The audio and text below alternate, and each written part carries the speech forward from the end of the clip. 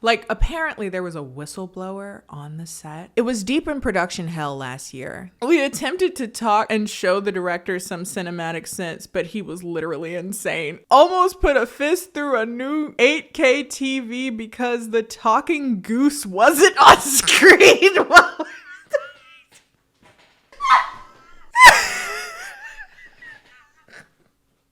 You are about to enter the courtroom of the Honorable Judge KennieJD. Does she have any movie critic experience? No. Does she have any authority? No. But they gave her a show anyways. The movies are bad. The cases are good. The rulings are final. This is in defense of... Oh my God. Hi, hello, hi. Hello, hi. Welcome. My button's lopsided, but I feel like if I push it, it's gonna... That's good enough. Hi! Hello, and welcome to In Defense of, a More Butter production. I am your host, your judge, the jury, KennieJD. And on this here podcast thingamajigger that we do every week, I talk about movies that did poorly at the box office or got bad ratings and decide whether or not they deserved them. Ayo. Before we get started, if you're looking at the video podcast and not listening to this as purely audio, you can see my hand is in like a nice little slings type bandage type situation. You want to know the really embarrassing reason why? I type too much and it made my wrist start hurting. Is this what being old is? Is this what it's really like? I'm scared. The future is bleak. It's very dark. But yeah, for anyone that was wondering, that's what happened there. But can I use this as a guilt jump off point so that people will like and follow us on More Butter and give the 5 stars if you're listening to it as an audio podcast on Spotify or anywhere else that you listen to podcasts? I don't know if I can really do that. But it's like the hard work that goes into these. I'm joking. There's like pre-production research people that do this. So last week, what did we talk about last week? Mulan 2020, the bad one. I said my piece. I did like that it was kind of gay though. And that's all that I really had is like positives towards the movie. It felt very hollow and very like... Again, one of the things that you kind of notice about these films is that they're a very expensive, very pretty, hollow piece of shit. And that's essentially what that film ended up being. And today, we're looking at another very expensive piece of shit. Today, we're looking at a movie that I didn't even know existed, but it was one of the ones that got lost in the deluge of film that kind of got swept under the rug because of COVID in 2020.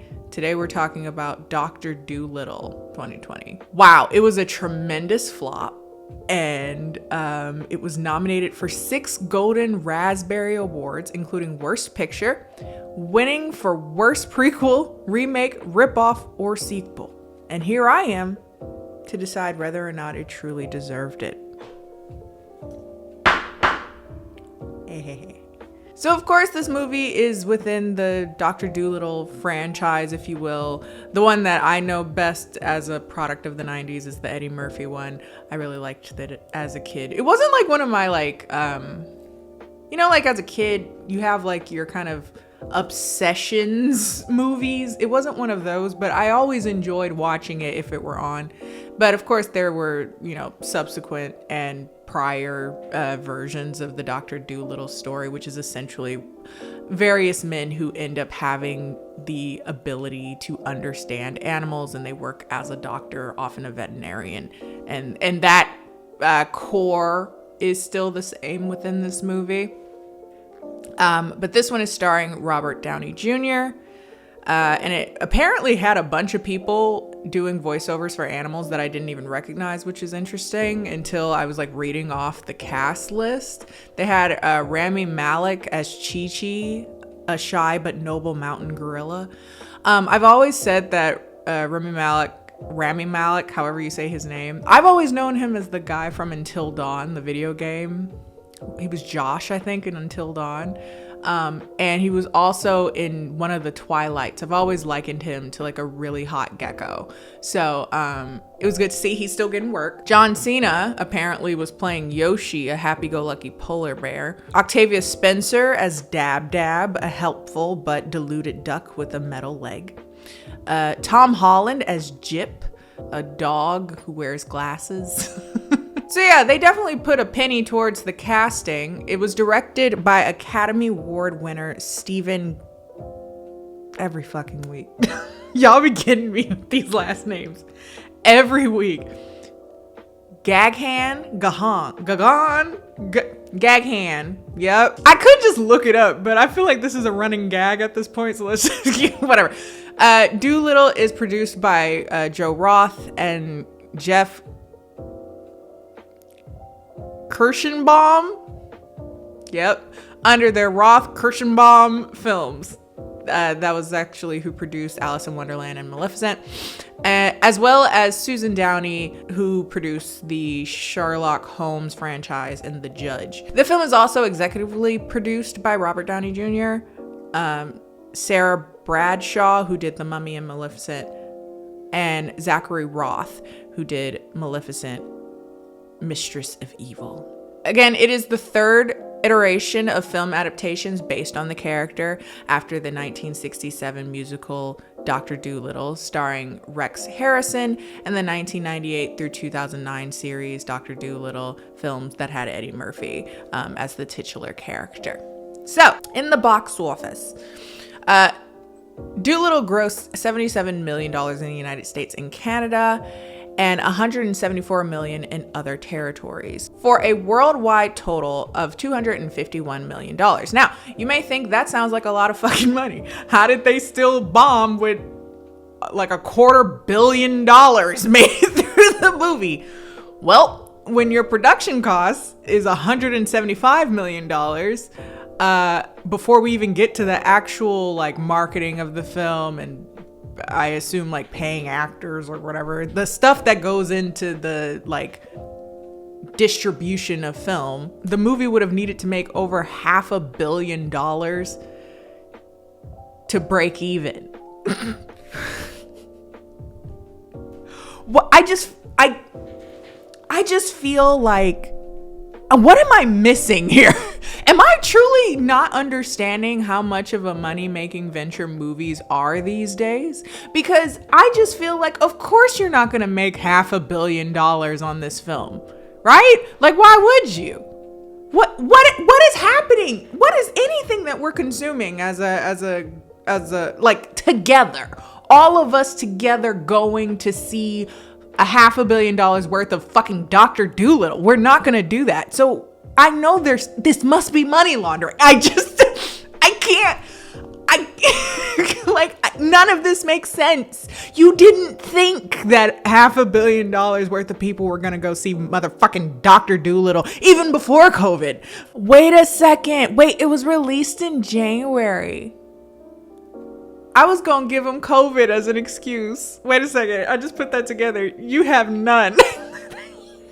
This shit is just bad. Nobody wanted to. And following its debut weekend, it was estimated the film would lose Universal between $50 and $100 million. In the United States and Canada, the film was released alongside Bad Boys for Life and was projected to gross $20 to $20 million from 4,155 theaters in its 3-day opening weekend, and a total of around $27 million over the full 4-day Martin Luther King Jr. Day weekend. It went on to debut at $29.5 million over the 4-day frame, finishing second behind Bad Boys for Life. Let's do some critic reviews. Wow.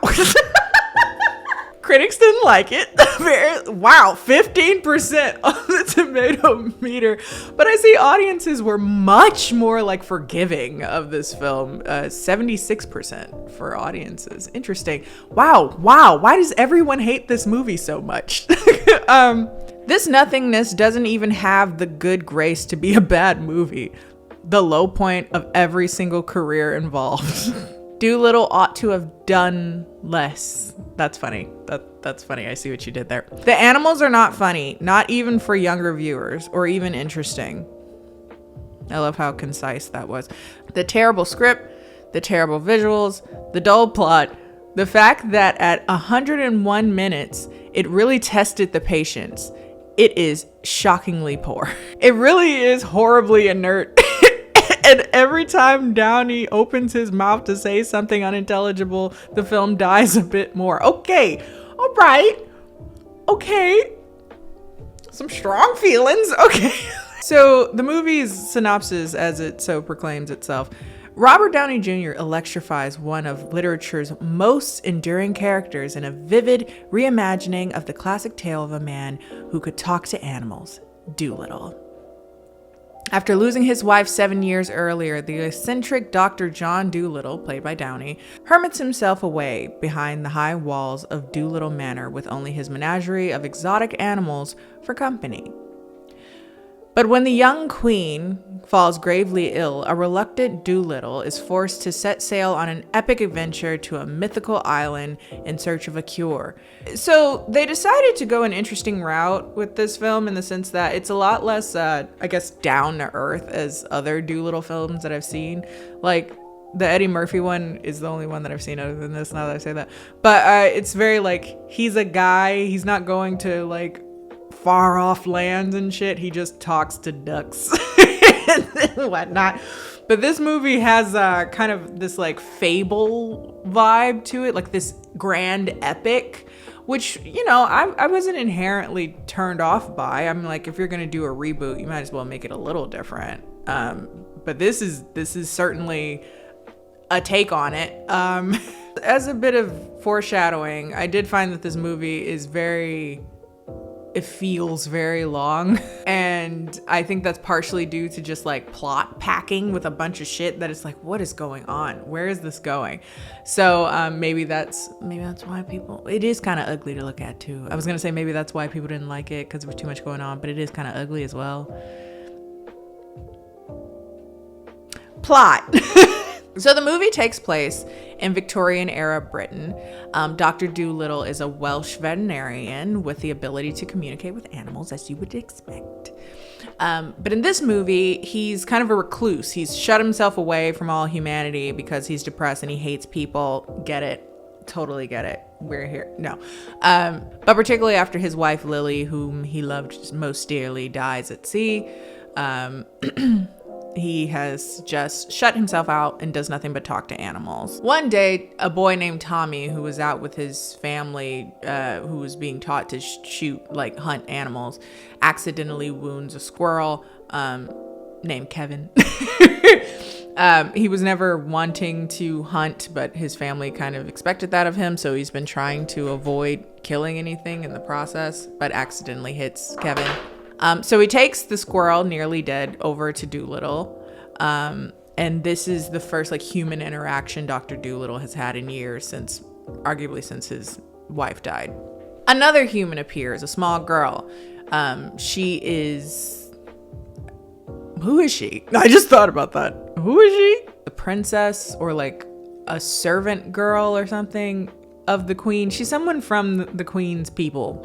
And she comes in and she's like, I also want to speak with Dr. Doolittle. She's like, the queen has fallen ill and she has requested specifically Dr. Doolittle because he's known far and wide for being this incredible doctor.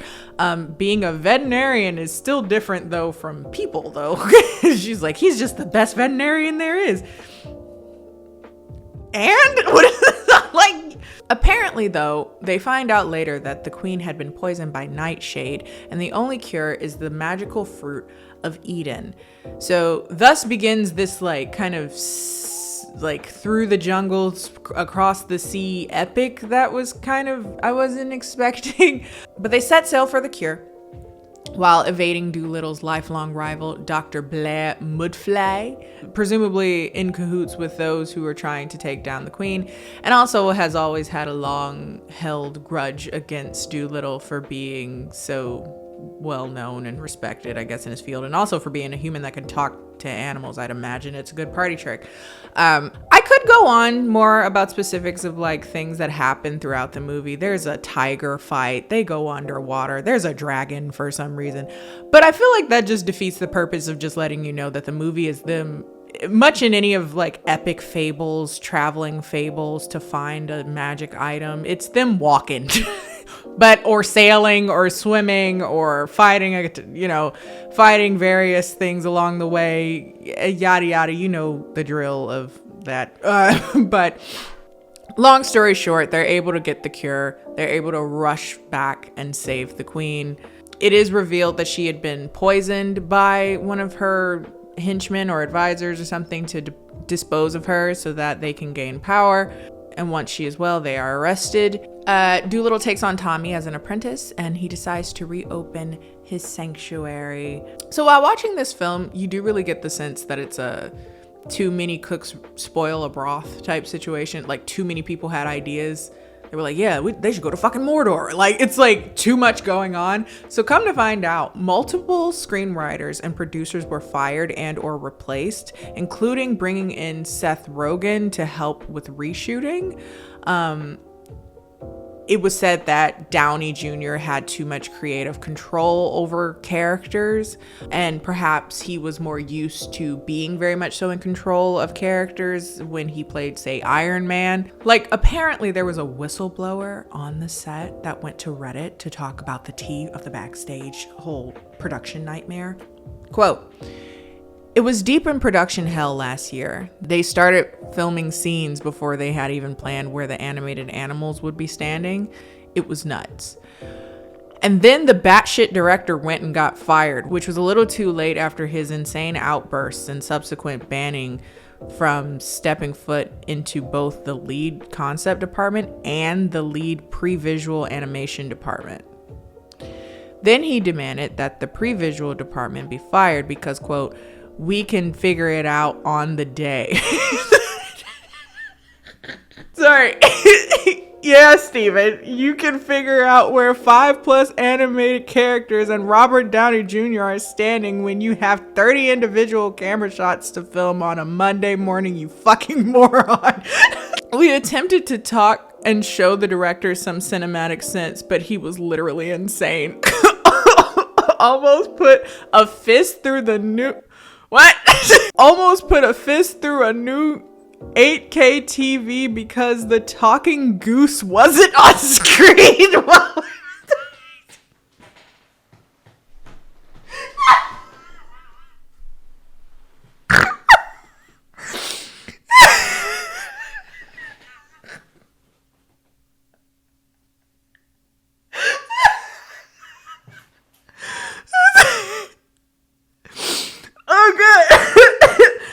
Almost put a fist through a new 8K TV because the talking goose wasn't on screen while it was talking in one shot, even though he asked the week before for us to move the goose out of the shot because, quote, the audience doesn't need us to hold their hand and point them to every character that's currently talking, unquote.